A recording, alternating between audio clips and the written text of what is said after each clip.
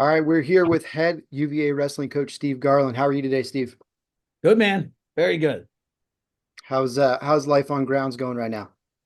Well, I mean, today was a little bit of an emotional day.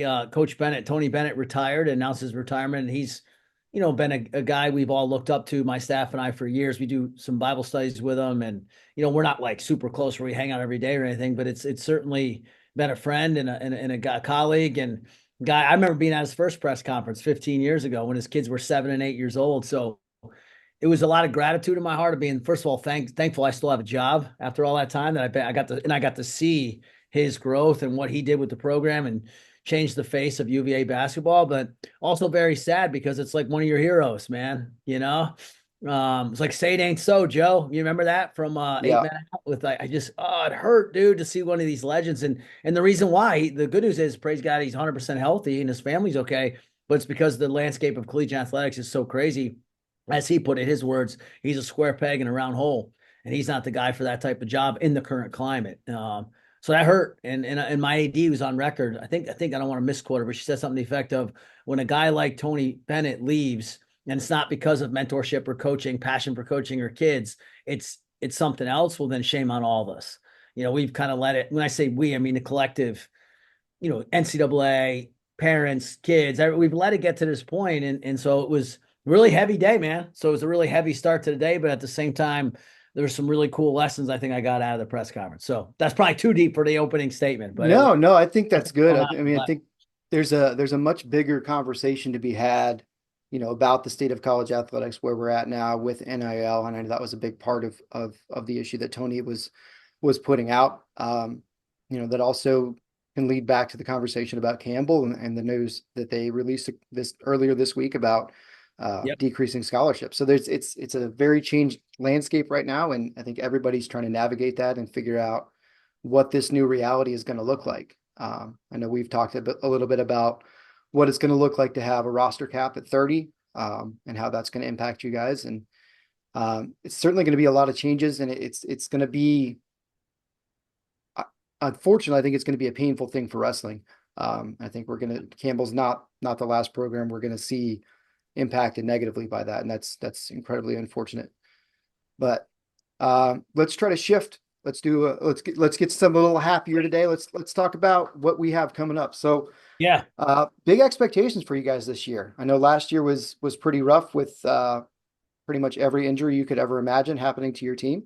Right. Right. Yeah. I think, last year it's funny because you want to be careful. You don't sound like you're making excuses, but there was things that happened that were, I mean, I've been doing this a long time. It's my 25th season in Division I coaching, and I've never seen anything like that. The volume, the severity we had, in the first, 3 weeks of the season, we had ACL tear, lost a starter, a pec tear off the bone, lost a starter, nationally ranked guy, spiral fractured hand, lost him for basically the whole year.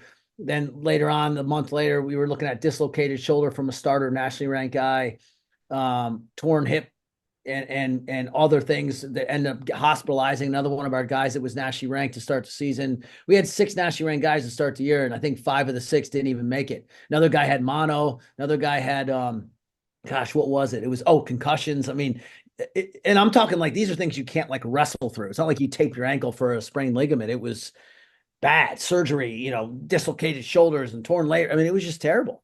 And so it's very hard to implement or carry out, follow through on a vision when you don't have the pieces to follow out that vision. I mean, there was times where we were literally going out Virginia Duels, we're driving down and we don't even have certain weight classes. We were pulling guys off the couch, literally, because we didn't have anybody because of that day was the starter was out with massive injury. The next guy up broke out with a skin infection, and then the third string guy, I forget what injury he had. Next, we're down to a guy who, I mean, you're looking, it's impossible, So, and we still almost won that dual meet, by the way. We were in a position to win. So I think we did the best we could with what we had. One of our donors, John Pegues, who's a 3-time ACC champion, amazing guy, close friend. He just said, "Look, Steve, I think this might be one of your better coaching years." And I go, "What?" I was expecting him to say, "Hey, Steve, you're dead to me," And he's like, "No." He goes, "What you and your staff have been able to." He goes, he's on the inside. He knows what we were dealing with day to day, week to week. He's like, for you to be able to keep putting that team out there and fighting like you're fighting. I mean, we were even the dual meets we lost, we probably should have finished the season 10-3 with what we went through, even with what we went through. I'm saying, He said, so I think it's actually a credit to you guys, what you guys have been able to do. Now we don't want to be there every year. And so that leads me to this year. We're excited, yes, but it's always that, oh gosh, we just trying to stay healthy. I mean, and we made so many changes. You asked me a great question last time we met. Well, did you do anything different? It was like, yeah, absolutely. Did you look at yourself? Did you have to really dig deep and say, what are we going to change? And the answer is almost every area. I went and met with my mentor, who's a phenomenal guy in Richmond, who's a close friend as well, and big supporter of the program. And I just like basically poured my heart out to him. And he's a hard truth guy. He gave me a lot of hard truths, but it was also, we went almost piece by piece with things we have to change in the program. And so from the off-season regiment to the preseason, to the amount of live we do, to the strength and conditioning meetings we have with our strength coach, our nutritionist is doing a great job, to our staff. And this is the hardest thing as a leader. What does Steve Garland need to do better? And I mean everywhere. And then looking at your staff, who, oh, by the way, are all national champs or national team members that can beat you up with their pinky toe, telling them, what are you going to do better? No, big stud. Like, what are you going to do better? Like seriously, and you got to understand, most people, most especially studs at that level who have won at every level. I mean, Trent Paulson's won at every level since he was like literally 5 years old. Telling that guy, hey man, like, I love you, brother. Don't take this the wrong way, but what can you do better? It's not an easy conversation to have, but one you have to have. And everybody has to do that, including myself. I mean, again, going back to Tony, seeing the humility in Tony's face when he said, man, the hard thing for me to admit was I don't think I can do this job anymore. Those are hard truths. You have to dig in with your staff and say, look, even though the injuries, but what else though? What can we break down our recruiting efforts, break down what we're doing here, break down our development model. Are we communicating correctly to the athletes? All those things. And so I feel like, here's the thing, man, we've been faithful. We've done everything we possibly can to get us in position to this point. And if the injuries happen, at least I know that we tried everything we could. Because ultimately that's going to happen at some level. But I feel like we're not called to be successful. We're called to be faithful. That's a quote I use a lot from Mother Teresa. And it's true. It's like, I got to be faithful as the head coach. I feel like we're doing everything we can to get these guys in the position to succeed. Now it's time for them to listen, learn, and then apply what we've been working on. So yeah, that's it. So right now where we're at is wrestle-off mode. We're doing prelims this weekend, then the final wrestle-offs next weekend here at home, 4:00, Mem Gym, free of charge. We're going to run it just like a dual meet. We got a great NCAA official coming in. We want to hype it up just like a dual meet. We're going to try to market it to mostly just, students and parents and alumni to come back and have a great time right here in Mem Gym. And then that'll decide hopefully we'll decide, God willing, who wrestles in that big match against North Dakota State, which is again Friday. It's going to be a 4:00 match at the Aquatic and Fitness Center. And the reason why we have to do it then is because we're both our teams are leaving for that right after the match to go to the Southeast Open.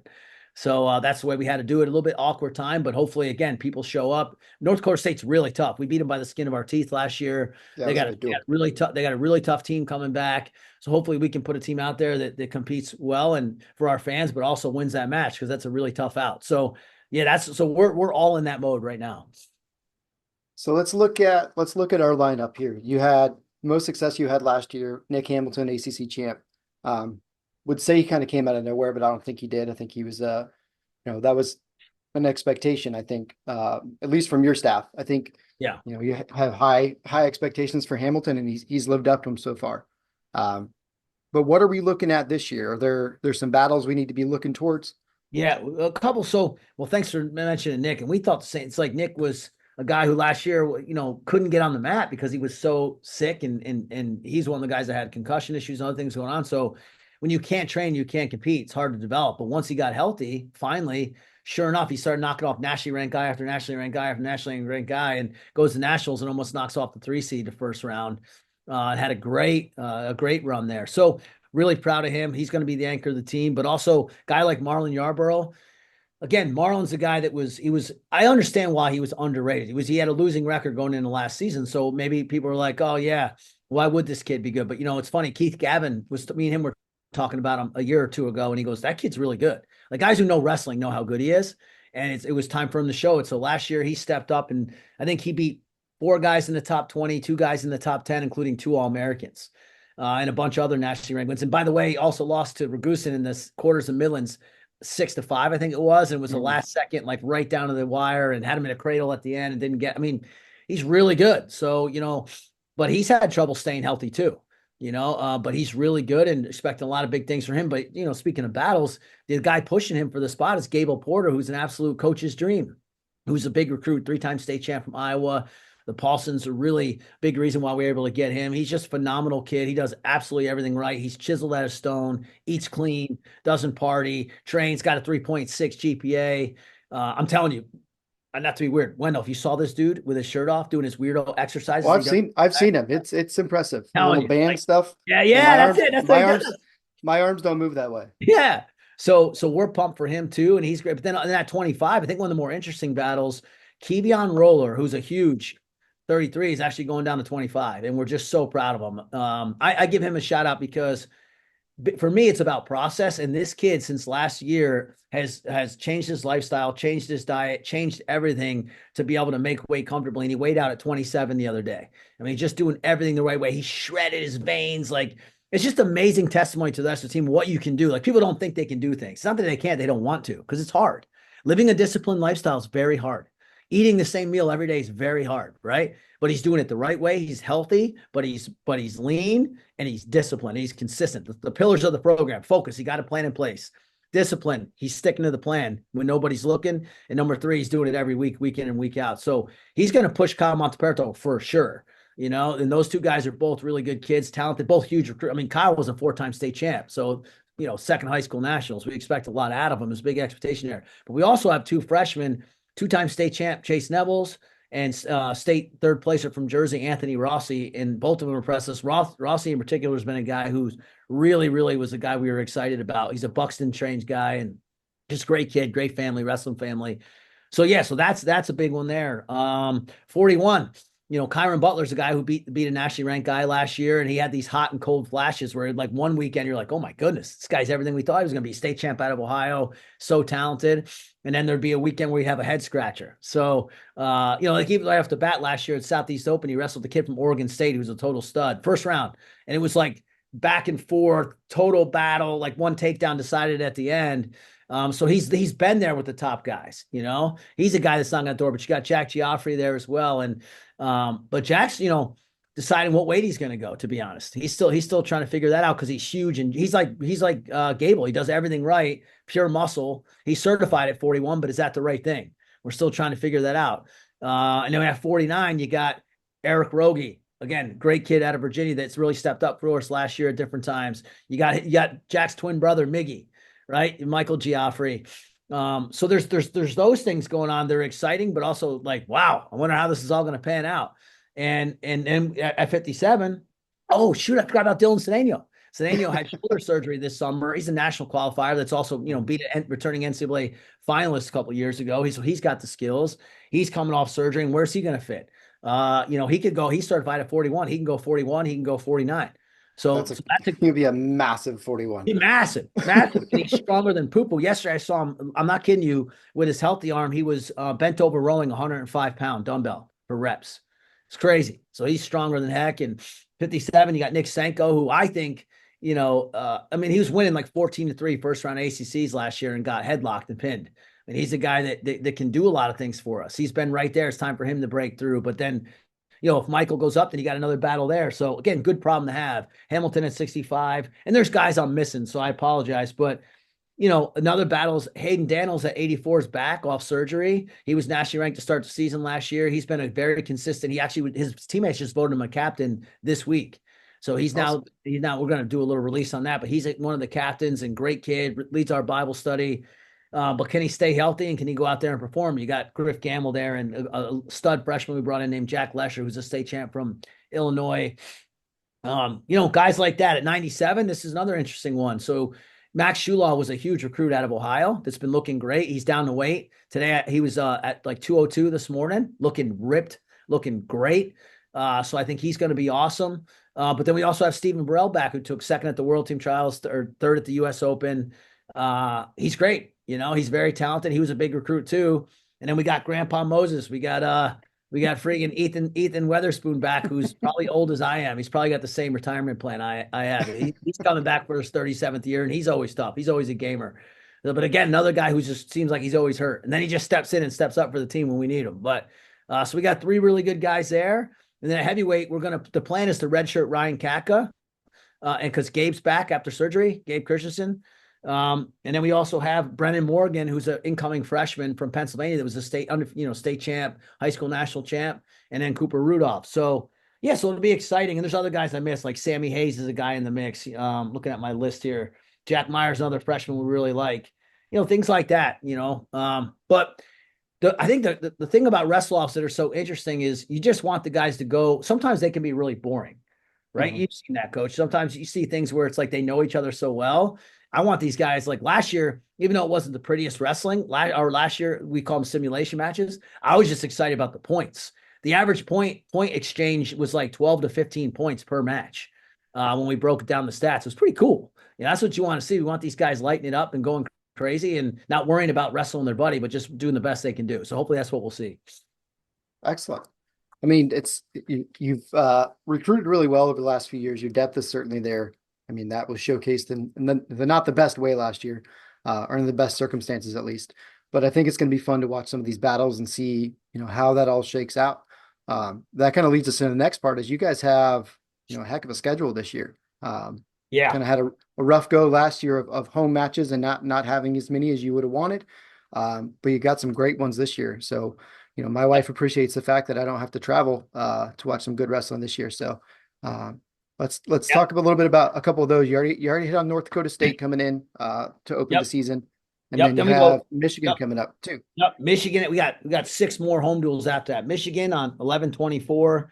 That's going to be crazy. Michigan's obviously really, really good. They just got another guy. They just snipered another guy from another team. So That that's checks how they out. roll. They got no shame in their game. They're just adding mercenaries to the team. So we got to work cut out for us there. But why we did that though? It's going to be a great competition for our guys. You want to try to get, especially with the older guys. We have this third-year class now that we're really thinking like, hey, now it's time to break through. Well, they're gonna get tested early. It's a huge match for us at home.